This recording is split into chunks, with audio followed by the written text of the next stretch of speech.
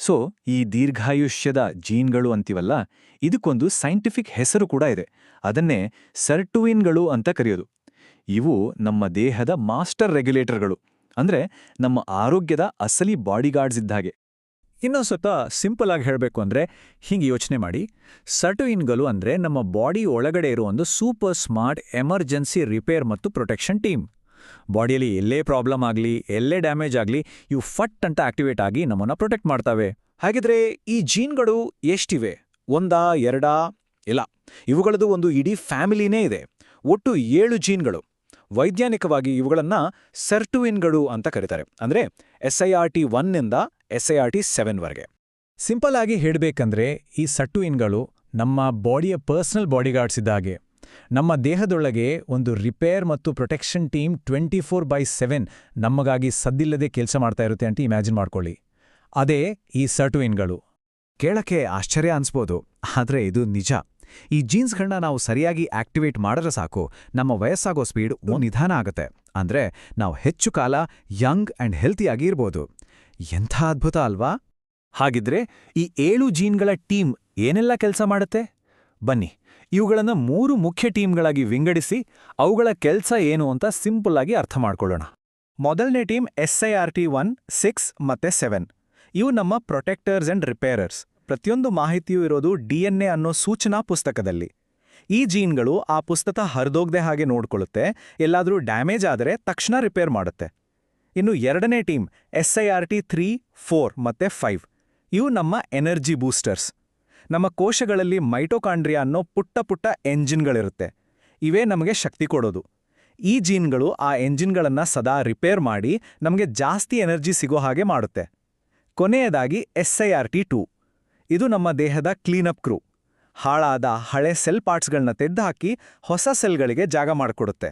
ಇದು ನಮ್ಮ ಬಾಡಿಯ ಸ್ವಂತ ರೀಸೈಕ್ಲಿಂಗ್ ಪ್ರೋಗ್ರಾಮ್ ಇದ್ದ ಹಾಗೆ. ಸರಿ, ಇಲ್ಲಿಯವರೆಗೆ ಇವುಗಳ ಮಹತ್ವ ಗೊತ್ತಾಯಿತು. ಈಗ ಎಲ್ಲರಿಗೂ ಬರೋ ಪ್ರಶ್ನೆ, ಈ ಅದ್ಭುತ ಜೀನ್ಗಳನ್ನ ಆಕ್ಟಿವೇಟ್ ಮಾಡೋದು ಹೇಗೆ ಅಂತ.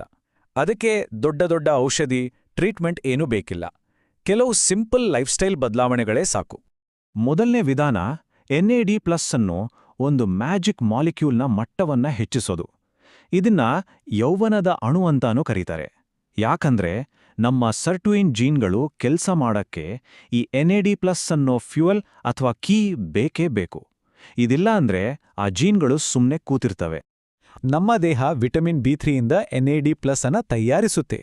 ಹಾಗಾಗಿ ವಿಟಮಿನ್ B3 ಹೆಚ್ಚಾಗಿರುವ ಹಾಲು, ಮೊಳಕೆ ಕಟ್ಟಿದ ಕಾಳುಗಳು, ಶೇಂಗಾ ಮತ್ತೆ ಹಸಿರು ಬಟಾಣಿಯನ್ನ ನಮ್ಮ ಡಯಟ್ನಲ್ಲಿ ಸೇರಿಸ್ಕೊಂಡ್ರೆ ಸಾಕು. ಈ ಯೌವನದ ಅಣುವಿನ ಮಟ್ಟವನ್ನ ನಾವೇ ಹೆಚ್ಚಿಸಬಹುದು. ಎರಡನೇ ವಿಧಾನ ರೆಸ್ವೆರಟ್ರಾಲ್.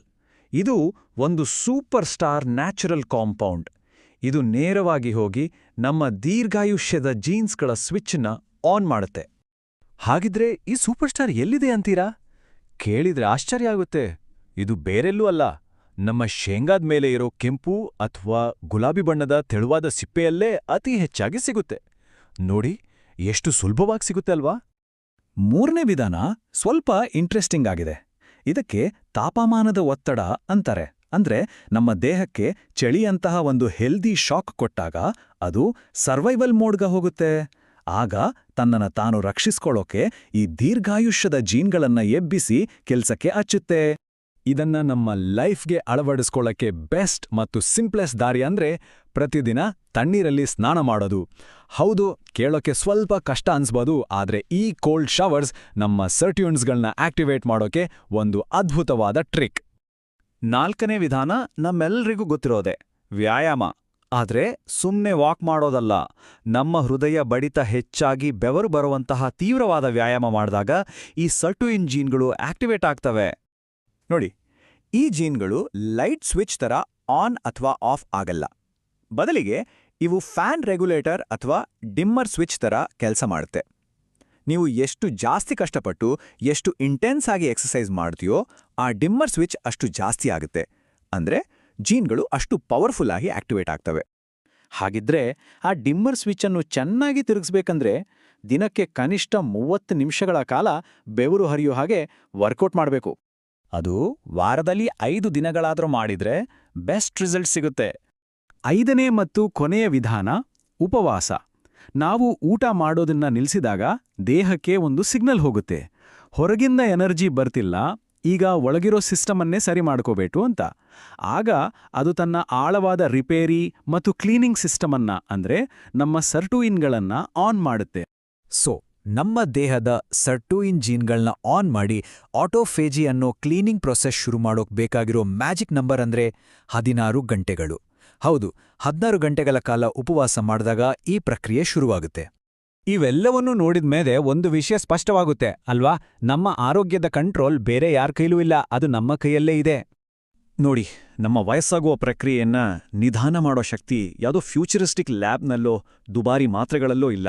ಅದು ನಮ್ಮ ಅಡುಗೆ ಮನೆಯಲ್ಲಿದೆ, ನಮ್ಮ ಡೈಲಿ ವಾಕೌಟ್ನಲ್ಲಿದೆ, ನಮ್ಮ ಸಿಂಪಲ್ ಹ್ಯಾಬಿಟ್ಸ್ನಲ್ಲಿದೆ. ಆ ಕೀಲಿಕೈ ನಮ್ಮ ಹತ್ರವೇ ಇದೆ, ನಾವದನ್ನು ಬಳಸಬೇಕು ಅಷ್ಟೇ. ಹಾಗಿದ್ರೆ ನಿಮ್ಮ ಆರೋಗ್ಯದ ಭವಿಷ್ಯವನ್ನ ಇವತ್ತಿನಿಂದಲೇ ನಿಮ್ಮ ಕೈಗೆ ತೆಗೆದುಕೊಳ್ಳೋಕೆ ನೀವು ರೆಡಿದೀರಾ? ಯೋಚನೆ ಮಾಡಿ.